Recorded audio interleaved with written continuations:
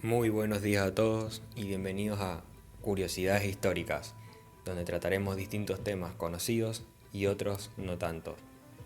Ya saben que si les gusta este tipo de contenido, no duden en darle like y suscribirse.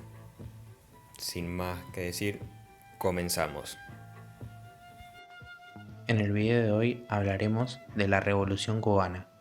El 26 de julio de 1953, un grupo de 170 hombres, compuesto por estudiantes universitarios y trabajadores, se entrenaron en la táctica de la guerra de guerrilla y sumaron a sus filas jóvenes latinoamericanos como el Che Guevara. Dicho grupo estaba encabezado por Fidel Castro y ese día asaltaron el cuartel de Moncada con la intención de apropiarse de las armas allí existentes y convocar al pueblo a derrocar a Fulgencio Batista, quien era el dictador de ese momento. La toma del cuartel fracasó y concluyó con el fusilamiento de algunos insurrectos y con la detención y el enjuiciamiento de otros. Un grupo de revolucionarios, entre los que se encontraban Castro y Guevara, lograron huir e instalarse en la Selva Maestra, al oeste de la isla. Desde allí, el ejército rebelde inició una guerra de guerrillas y ganaron varios combates contra las fuerzas oficiales mientras entallaban relaciones con las poblaciones instaladas en el área de influencia.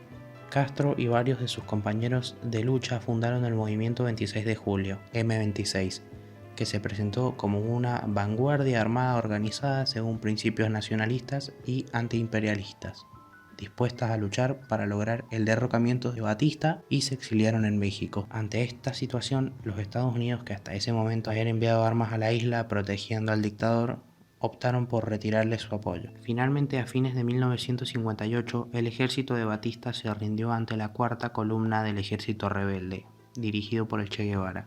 Batista huyó de la isla y en enero de 1959 Fidel Castro y los revolucionarios entraron a La Habana aclamados por la población. Cuando ya la revolución estuvo en el poder, Castro designó de presidente a Manuel Urrutia. Una de las primeras medidas tomadas por el nuevo gobierno fue una ley de confiscación de bienes mal habidos y en enjuiciamiento a aquellos acusados de torturas y asesinatos durante la dictadura de Fulgencio Batista. Mientras las medidas revolucionarias avanzaban, los sectores moderados comenzaron a retirar su apoyo.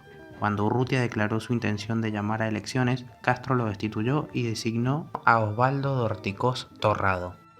En septiembre de 1960 se conformaron los Comités de Defensa de la Revolución, CDR, constituidos por hombres y mujeres de la sociedad civil que tenían a su cargo tareas de vigilancia en sus barrios con el fin de detectar posibles acciones que pusieran en riesgo al proceso iniciado en 1959, es decir, a la revolución. A partir de ese momento, es decir, a partir de la revolución, Estados Unidos y Cuba tuvieron unas relaciones muy tensas, ya que a Estados Unidos, un país capitalista por excelencia, no le gustaba para nada tener a kilómetros suyo una isla con un gobierno socialista y, en épocas de Guerra Fría, con el apoyo de la Unión Soviética. Es por eso que Estados Unidos fomentaba la derecha en toda Latinoamérica, ya que era el único país con gran influencia en este territorio. Tanto así que llegaría a impulsar golpes de Estado en toda Latinoamérica, como el golpe de Estado de Argentina, Uruguay, Bolivia, Chile, etc. Volviendo al tema, la situación se agravó más cuando Cuba en 1960 llevó a cabo la firma del primer acuerdo económico con la Unión de Repúblicas Socialistas Soviéticas, o mejor conocida como URSS. Además de esto, llevó a cabo la confiscación de las refinerías norteamericanas Standard Oil y Texaco por su negativa a procesar crudo soviético, y la expropiación y confiscación de propiedades, empresas industriales y entidades bancarias estadounidenses. Estados Unidos respondió suspendiendo la importación de azúcar cubana y prohibieron la mayoría de sus exportaciones a la isla. Finalmente, en enero de 1961 rompieron relaciones con Cuba. Como era Guerra Fría, Estados Unidos quería tener el poder en todos los territorios posibles y quitarle poder a la Unión Soviética. Es por eso que a todos los países que estaban bajo su influencia los alentaba a no comprarle a Cuba y no tener ningún tipo de relación con ese país. En enero de 1961 asumió la presidencia de los Estados Unidos el dirigente democrático John F. Kennedy. No frenó la iniciativa de la invasión de su antecesor. En abril de 1961, la expedición invasora ingresó a la isla por Bahía de Cochín. Fueron aplastados por las fuerzas revolucionarias. Este acontecimiento expuso internacionalmente los verdaderos intereses de los Estados Unidos. El hecho supuso un importante triunfo para Castro, que pudo repeler el intento de contrarrevolución sin la injerencia de la Unión Soviética. El mundo se enteró gracias a las tareas de inteligencia americana de la instalación en tierra cubana de 42 misiles soviéticos de mediano alcance. Estados Unidos puso un bloque marítimo a Cuba.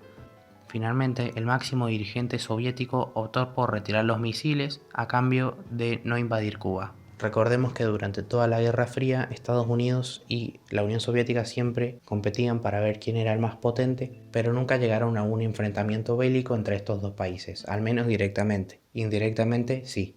La revolución transformó el orden económico y social del país a través del accionar del Estado, que asumió el papel de propietario y de administrador directo de las actividades productivas. El gobierno buscó disminuir la desocupación, aumentar los salarios y bajar el costo de alquileres y servicios públicos. Sin embargo, la medida más trascendente fue la de la firma del Decreto de Reforma Agraria, en mayo de 1959. Esta normativa incluía la prohibición de la tenencia extranjera de la tierra. Asimismo, la revolución produjo importantes cambios en las condiciones y el nivel de vida de las clases trabajadoras, que se vieron satisfechas sus necesidades básicas, en el ámbito educativo y en el área de salud. Luego de intentos fallidos en el ámbito económico para alcanzar el pretendido desarrollo industrial y la diversificación agrícola, el gobierno revolucionario volvió a fomentar la producción de azúcar como recurso económico primordial. En 1962 Castro señaló: "El deber de todo revolucionario es hacer la revolución". Esto fue escuchado por los jóvenes de América Latina, quienes creyeron que la lucha armada era el medio más efectivo para terminar con profundas desigualdades sociales y superar el atraso y la pobreza existente en la región. Surgieron entonces distintos movimientos revolucionarios que desarrollaron su acción durante las décadas del 60 y el 70. Algunos de estos grupos guerrilleros se organizaron como Frente de Lucha Rural, en tanto que otros combinaron sus acciones en el campo y en la ciudad. De todos los movimientos revolucionarios surgidos al calor de la Revolución Cubana, el único que triunfó fue el Frente Sandinista de Liberación Nacional de Nicaragua. Surgió otra organización, el Movimiento Izquierdista Revolucionario. Los jóvenes militantes del MIR, de orientación guerrista, levantaron la consigna de la lucha armada como el único camino. De este modo, si bien a principios de la década del 70 el MIR seguía sosteniendo la opción de la guerra y la movilización de las masas, había ganado confianza en la vía institucional propuesta por la UP. Ahora explicaremos a fondo la crisis de los misiles en Cuba. En 1961 se produjo un intento de invasión en la bahía de Cochinos por parte de cubanos exiliados que, como se demostró, fueron preparados, apoyados y financiados por Estados Unidos. El ataque no tuvo éxito, pero generó en las autoridades cubanas una sensación de inseguridad que motivó a mayor acercamiento hacia el lado soviético, al que solicitó protección. La Unión Soviética vio en Cuba la base necesaria para el apoyo a nuevas oleadas revolucionarias pro-soviéticas en países americanos, así como por su cercanía a Florida, una base militar donde el poder amenazaba a los Estados Unidos sin que estos tuvieran tiempo de reacción.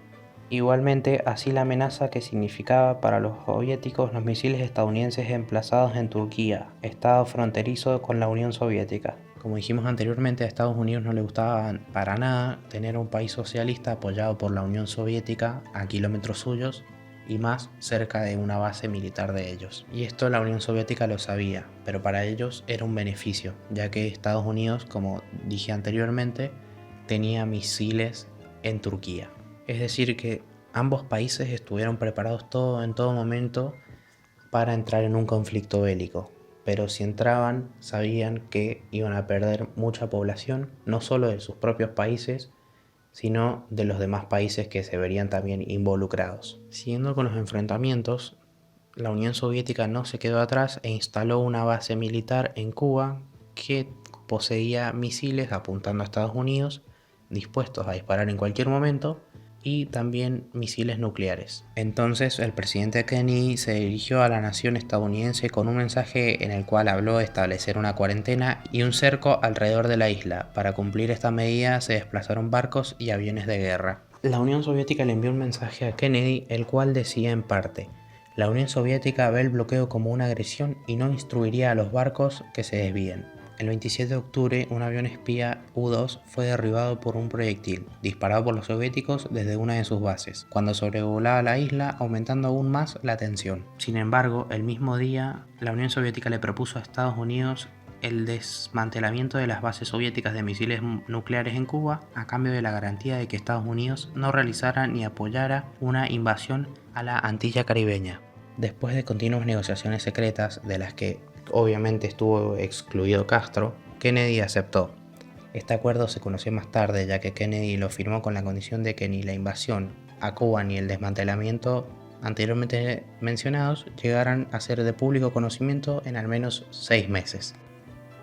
Eso fue todo, amigos. Gracias por ver.